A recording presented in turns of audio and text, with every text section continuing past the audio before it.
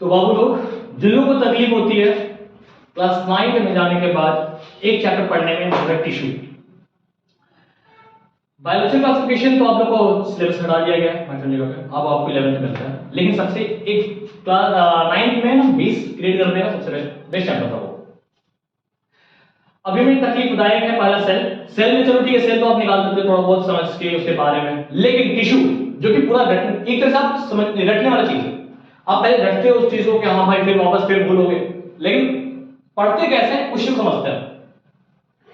उसका main focus होता है आपको कैसे आप उसको फ्लो चार्ट में पढ़ो, जिसको इसका ओवरव्यू मिल रहा है तो वो उसके माइंड में रिटेंटिविटी काफी हाई रहती है। तो समझते कैसे, इसको दो पार्ट में बांटा जाता है। चैप्टर को देखोगे, चैप्टर दो पार्ट में बढ़ता है। पहला है प्लांट टिश्यू और दूसरा एनिमल टिश्यू।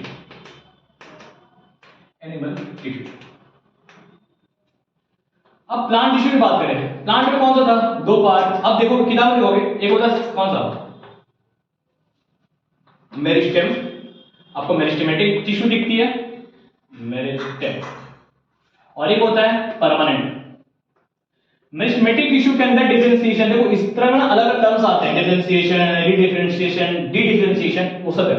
तो इसमें डिफरेंशिएट करने के बाद परमानेंट टिश्यू में चलता है, परमानेंट टिश्यू,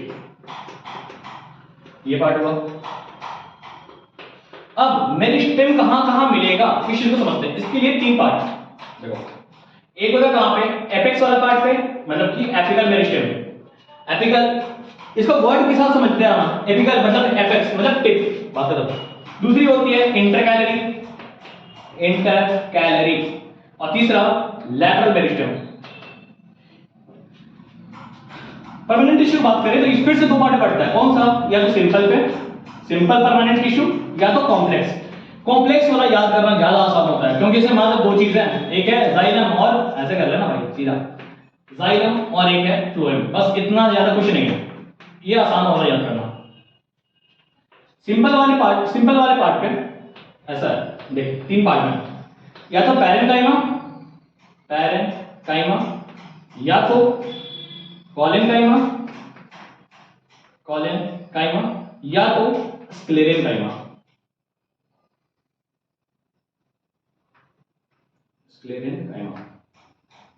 देख इसमें क्या याद करना होता वो बताता हूं। पैरेंकाइमा और कॉलेनकाइमा लिविंग रहेगा, लिविंग,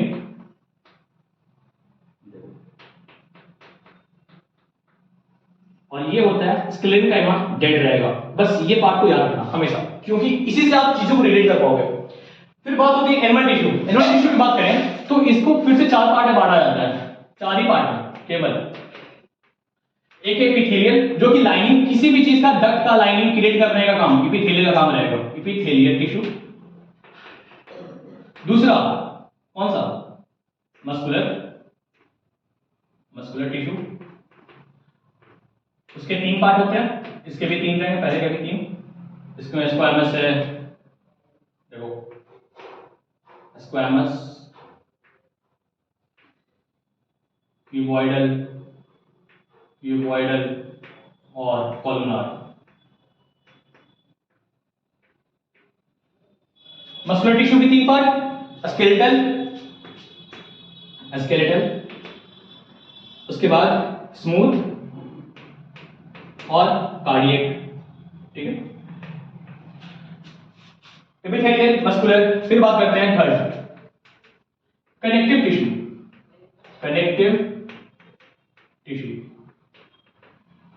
कनेक्टिव में दो तरह से बनते हैं, कुछ लोग को होता है, एक होता है स्केलेटल और एक होता है फ्लूइड, ठीक है, ऐसा बनता है। तो फ्लूइड में दो तरह का, एक हुआ ब्लड और एक हुआ लिम्फ। ये चीज को ध्यान देना, लिम्फ का पार्ट थोड़ा सा होता है, बहुत लोगों को कंफ्यूजन होता है लिम्फ को लेकर कि लिम्फ क्या है क्या नहीं है, ये सब चीजें। फिर होती है स्केलेटल की बात, उसमें कौन सा, बोन और कार्टिलेज।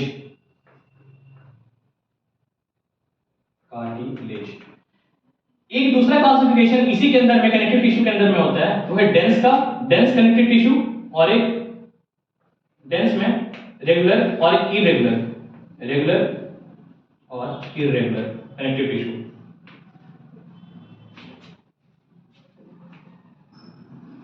उसमें फिर इरेगुलर में आता है एरियोलर टिश्यू, इस तरह से आता है, एरियोलर हो गया, एरियोलर, फिर एक होता है लूज वाले पार्ट में, डेंस में, एक होता है एडिपोज टिश्यू, एडिपोज।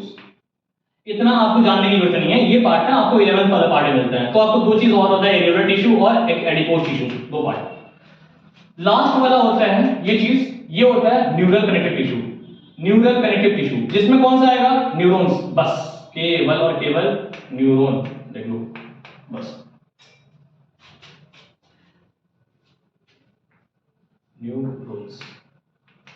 ये हुआ एक कंप्लीट ओवरव्यू, जिससे आप समझ सकते हो कि कंप्लीट चैप्टर यहीं पे कंप्लीट फिनिश है।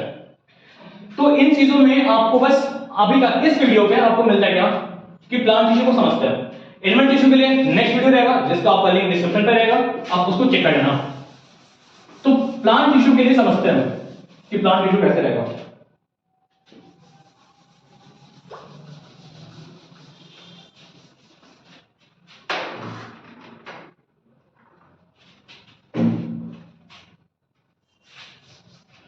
आप प्लांट टिश्यू टाइप डालते हो, प्लांट टिश्यू हुआ, देखो कौन से पार्ट में, दो पार्ट में बांटा सीधा। एक हुआ कौन सा, मेरिस्टेम, मेरिस्टेमेटिक, मेरिस्टेम, और एक हुआ परमानेंट। परमानेंट की बात करें हम,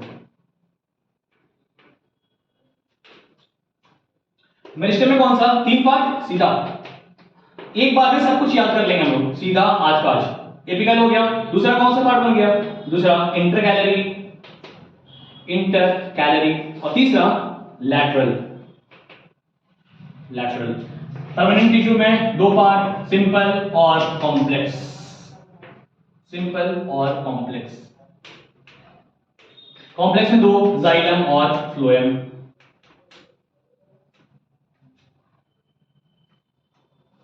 सिंपल में तीन पार्ट, पैरेन, पैरेनकाइमा, दूसरा कॉलेनकाइमा, तीसरा में स्क्लेरेनकाइमा। बता चुका था कि ये पार्ट हमारा डेड रहेगा, ये दोनों पार्ट हमारा कौन सा रहेगा, लिविंग। इस चार्ट को लेकर आप समझेंगे सीधा सीधा, पूरी चीज को यहीं समझेंगे।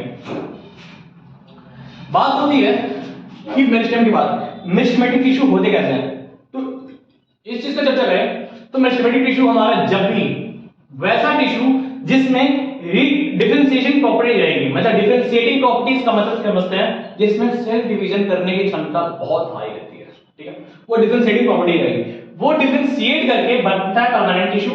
परमानेंट टिश्यू में भी हमारे बाद में अलग अलग फीचर्स होते हैं, फिर वापस रीडिफरेंशिएशन होती है, फिर डी डिफरेंशिएशन होती है, डी डिफरेंशिएशन के बाद फिर वापस परमानेंट टिश्यू का जो बाहर का आउटर लेयर आप देखते हैं कॉर्क वगैरह, मतलब कि बाहर जो होता है ना पेड़ का छाल, वो सब जिससे कि बाहर का चीजें अंदर ना जाए, प्रोटेक्शन की तरह काम आता है। तो मेरिस्टेमेटिक टिश्यू का बात करें, आपको जैसे एनसीईआरटी में फिगर दिखाता है, क्या ऐसा दिखाता फिगर, ऐसा ये चीज, ऐसा पार्ट, और ऐसे इसको बोल देता है लैटरल, बोल देता है लैटरल, इसको इंटरकैलरी वाला पार्ट इंटरकैलरी, और इसको बोलते हैं एपिकल वाला पार्ट। तो आज के बाद जब भी बात करेंगे आप ऐसे याद करते हैं, बिना कुछ लिखे समझ, बिना कुछ लिखने के अलावा मैं आपको एक चीज समझाता हूं, देखो कैसे। आज से जब भी बोला एपिकल, बोला एपिकल मतलब बोला क्या, टिप, टिप मतलब एपेक्स, एपेक्स का पार्ट में जब भी रहेगा कौन सा, तो वहां पे कौन सा, एपिकल मेरिस्टेम रहेगा। हम याद रहेंगे टिप पे या तो रूट का टिप या तो शूट का टिप, एपिकल मेरिस्टेम याद। फिर वापस उसमें हार्मोन कौन सा प्रेजेंट रहेगा, फाइटो हार्मोन्स को खास याद रखना चाहिए, कौन सा, फाइटो हार्मोन्स। ध्यान देना, इसका सवाल बहुत ज्यादा क्वेश्चन बहुत पूछा जाता है, बहुत ज्यादा, फाइटो हार्मोन्स, चाहे स्टेट पीसीएस हो, यूपीएससी बीपीएससी जो भी, या फिर सीजीएल वगैरह किसी भी एग्जाम में, अगर ये सब चीजें खास होती हैं, तो फाइटो हार्मोन्स के बारे में याद रखते हैं, 4-5 होंगे, ठीक है, ऑक्सीन, साइटोकाइनिन। जो क्लास 9th वाले हैं वो भी ध्यान दें, क्योंकि उनको भी जस्ट क्लास 10th में ये चीज पढ़ना है, और 9th में अगर 9th का किसी भी एनटीएससी एग्जाम वगैरह आप चेक करना, उसमें आपको ये सब क्वेश्चन मिलते हैं खास, ये सब चीजें हैं, ऑक्सीन, साइटोकाइनिन, जिबरेलिन। फिर हुआ हमारा कौन सा, एब्सिसिक एसिड, ए लिखते हैं, और एक होता है इथाइलिन। इथाइलिन को खास याद रखना, फ्रूट राइपनिंग, एकदम सीधा फ्रूट राइपनिंग, क्या बोला, फ्रूट राइपनिंग, बस जहां पे फल पकने वाला कहां नहीं रहेगा वहां पे हेलिन रहेगा, बात खत्म, इतना कुछ, इससे ज्यादा कुछ नहीं। ऑक्सिन की बात करें तो ऑक्सिन कहां रहेगा, या तो रूट का टिप पे या तो शूट का टिप पे, क्लियर है। तो यहाँ पे क्या काम करेगा, उसको ग्रोथ प्रोवाइड करता है, कौन सा, प्राइमरी ग्रोथ, दो तरह का ग्रोथ होते हैं, ठीक है, प्राइमरी, एक होता है प्राइमरी, एक होता है सेकेंडरी। सेकेंडरी 1 डिग्री लिखते हैं या फिर 2 डिग्री लिखते हैं, ऐसा ही लिखते हैं, ठीक है। लेकिन प्राइमरी ग्रोथ पे कौन काम कर रहा है, एपिकल मेरिस्टेम। अब क्वेश्चन सवाल कहां से आता है क्या, सवाल ये पूछता है कि हमको हेज मेकिंग करना है, हेज मेकिंग मतलब कि झाड़ी बढ़ाना है, ठीक है। तो क्या उसके लिए कौन सा हार्मोन अप्लाई करेंगे या फिर किस हार्मोन का रिडक्शन करते हैं। तो देखो उसमें क्या करता है, अगर हम कोई झाड़ी लेते हैं, झाड़ी का अगर हम क्या किसी भी चीज का टिप पे रहेगा कौन सा, ऑक्सीजन हार्मोन, अगर उस चीज को हम कट कर दें, ऑक्सीजन का टिप से कट कर दें, तो पक्की बात है ग्रोथ तो होना है, लेकिन अब कैसा होगा, साइड साइड ग्रोथ होगा। तो हेज मेकिंग में कौन सा, ऑक्सीजन की कटिंग कर देते हैं, तो सीधी कहानी वहां पे वो साइड ग्रोथ में हेल्प करता है। फिर एपिकल मेरिस्टेम में कौन सा हुआ, एपेक्स में ऑक्सीजन। दूसरा पार्ट इंटरकैलरी, जिंदगी में कभी गन्ना खाया है, गन्ना खाया हो, देखा होगा साफ, ऐसा ये चीज इतना बड़ा रहेगा, ऐसा रहेगा, ऊपर में 2 पार्ट ऐसा, ये चीज यहां यहां, ये कहते हैं नोड, इसको कह दिया नोड, इसको कह दिया नोड। 2 नोड के बीच का दूरी इंटर नोड, तो बस यही जस्ट जिसको इंटर नोड समझ में आया तो बस इंटर कैलोरी वही है, इंटर नोड के बीच, नोड के बीच का डिस्टेंस इंटर नोड, उसी कहते हैं इंटर कैलोरी, वही करेंगे। अब सोचो कि अगर एक गन्ने का बीच का मतलब कि इंटर नोड इतना है और एक का इतना है, किसमें शुगर कंटेंट ज्यादा होगी, जाहिर बात है इसमें रहेगी कि इसका साइज ज्यादा है। तो इंटरनोड को डिफरेंशिएट, इंटरनोडल जो डिफरेंशिएशन होती है उसको इलॉन्गेट करने में काम कौन करेगा, इंटरकैलोरी। तो इंटरकैलोरी का, इंटरकैलोरी टिश्यू का काम क्या होगा कि जहां पे हमारा इलॉन्गेशन ऑफ इंटरनोड, बस इससे ज्यादा कुछ नहीं होता है इंटरनोड का, इंटरकैलोरी का, डन है।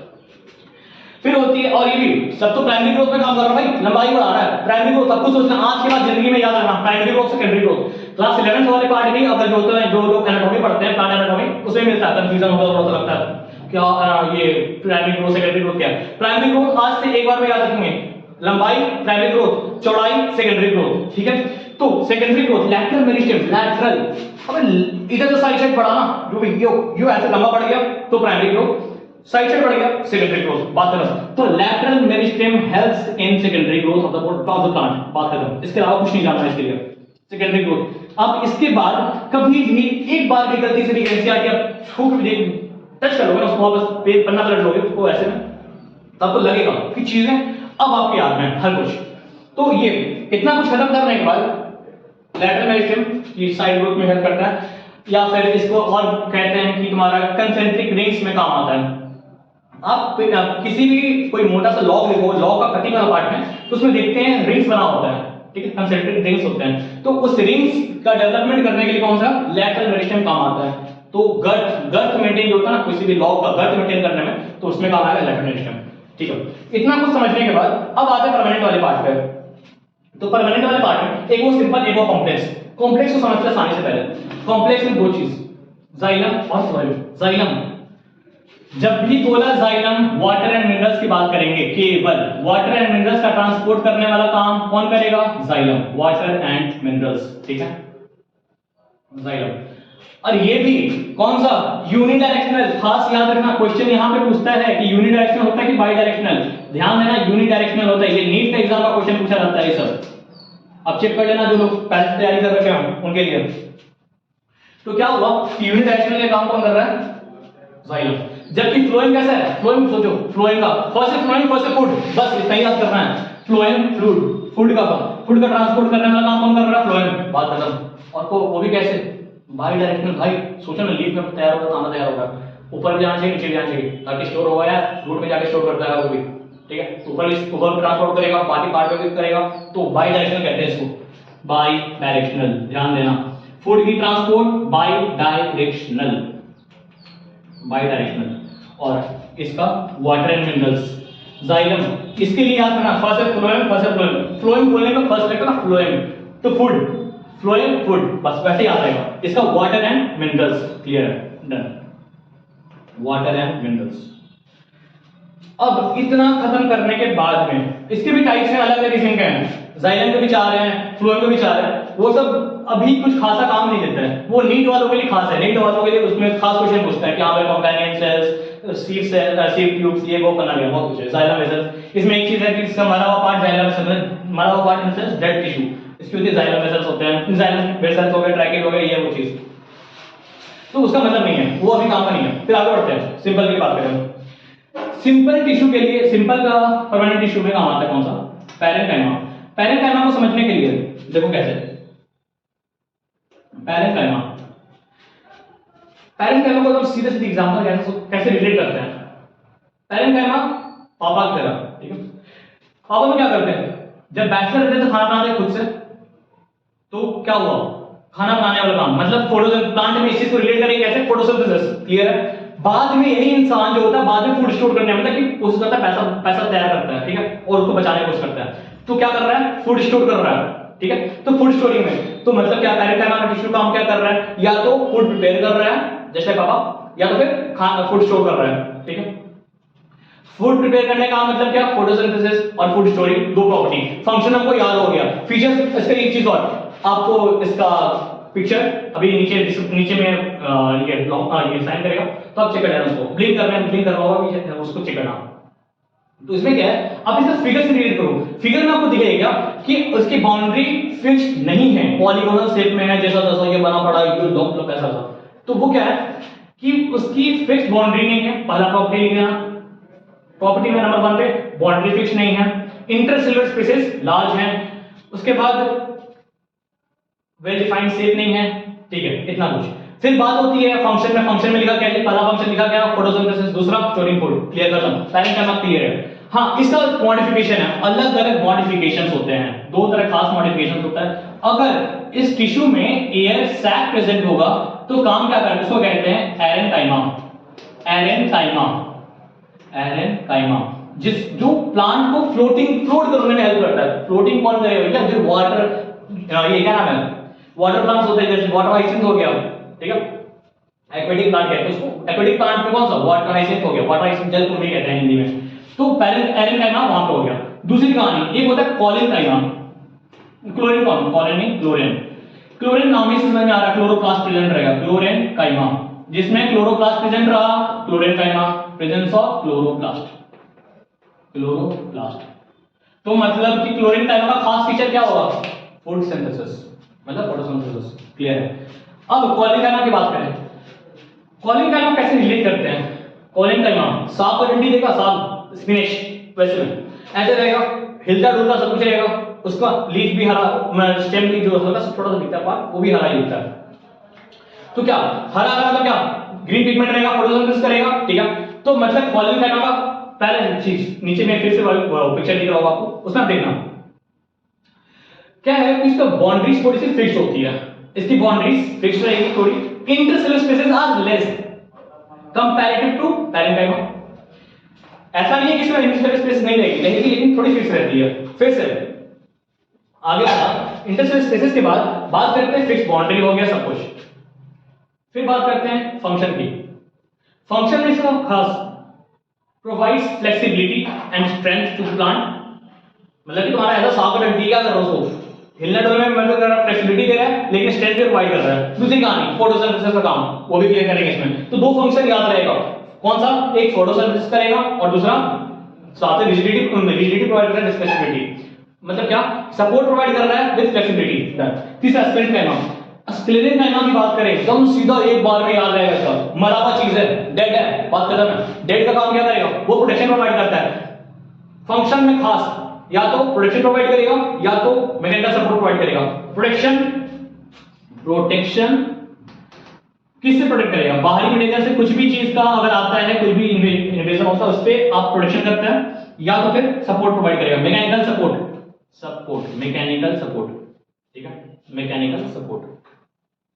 और इसका शेप फिक्स्ड शेप रहेगा, ध्यान देना इस चीज का, क्लेरेनकाइमा का फिक्स शेप होता है, ध्यान देना इसको, बहुत गौर करने का चीज होता है इसका, फिक्स शेप रहेगा, वेल डिफाइंड बाउंड्री होती है, और तुम्हारा इंटरसेलुलर स्पेसेस आर नेग्लिजिबल, या फिर इसमें होता ही नहीं है, सीधी बात है, नो इंटरसेलुलर स्पेसेस। तो इंटरसेलुलर स्पेसेस नहीं रहेगा तो ना तो इधर से सामान जाएगा ना इधर से पार करेगा, कुछ नहीं करेगा। और इसका दो टाइप के होते हैं, कौन सा, एक होता है स्क्लेरेनकाइमा, कहां पे करते भाई तुम्हारे लो।